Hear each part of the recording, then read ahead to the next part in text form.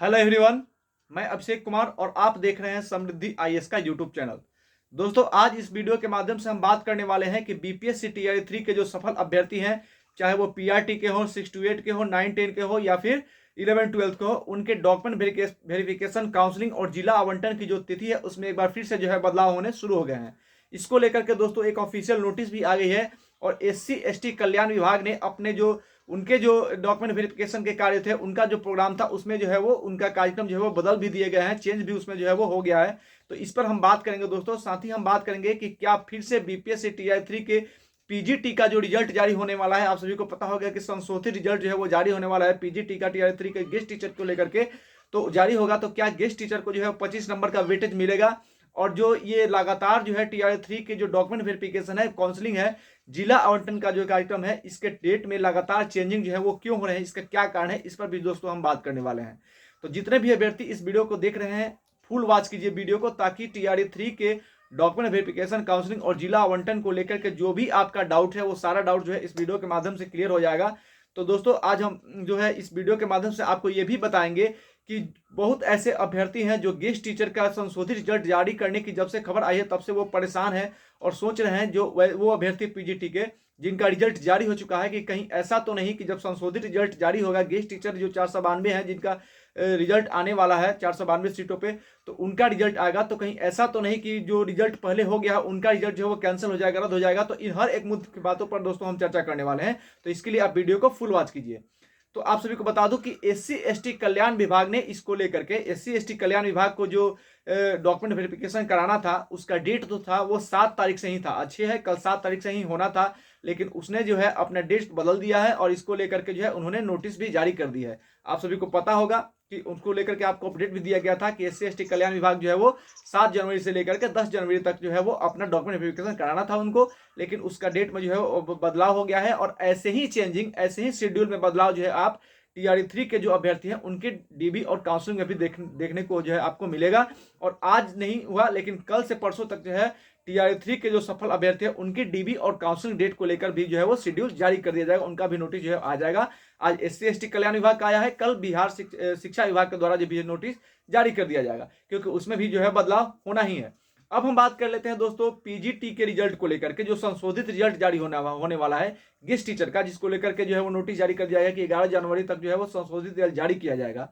तो इसमें देखिए बात क्या है, पीजीटी के जो 29 सब्जेक्ट हैं, पीजीटी में जो टोटल 29 सब्जेक्ट हैं, उनमें केवल 6 ऐसे सब्जेक्ट हैं जिसमें गेस्ट टीचर का जो है वो रिजल्ट देना है। यानी कि 29 में केवल 6 ऐसे सब्जेक्ट थे जिसमें जो है आपको 25 नंबर जो है वो वेटेज देने हैं और वेटेज देकर के जो है रिजल्ट जारी करना है। तो गेस्ट टीचर में जो 25 नंबर का वेटेज मिलना है वो किनको मिलेगा?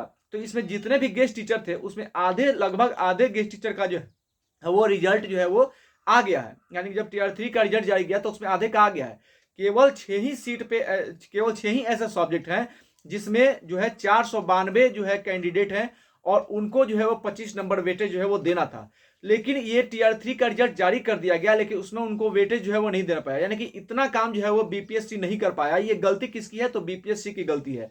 और बीपीएससी की इसी गलती के कारण जो है वो आपके डीबी और काउंसलिंग में जो है वो लेट हो रहा है, क्योंकि केवल 29 सब्जेक्ट नहीं देना था, केवल 6 ही सब्जेक्ट में जो है वो 492, और ये जो 6 सब्जेक्ट थे इसमें केवल और केवल 492 गेस्ट टीचर ही अपियर हुए थे। यानी 29 में केवल 6 सब्जेक्ट और 6 सब्जेक्ट में केवल 492 कैंडिडेट जो है वो एग्जाम में जो है अपियर हुए थे और उन्हीं को 25 नंबर का जो है वो वेटेज देना था, और इतना भी जो है वो बीपीएससी नहीं कर पाया। और इसी गलती के कारण, यानी कि जब तक टोटल रिजल्ट नहीं जारी किया जाएगा तब तक डीबी होगा नहीं, तो इसीलिए डीबी में जो है वो देरी हो रही है कि जब तक गेस्ट टीचर का रिजल्ट जारी नहीं होगा तब तक आपका डीबी का कार्यक्रम जो है वो नहीं होगा, आपकी काउंसलिंग नहीं होगी, आपका जिला आवंटन जो है नहीं होगा। यानी इसी गलती के कारण जो है वो डीबी में लेट हो रहा है, काउंसलिंग में जो है लेट हो रही है।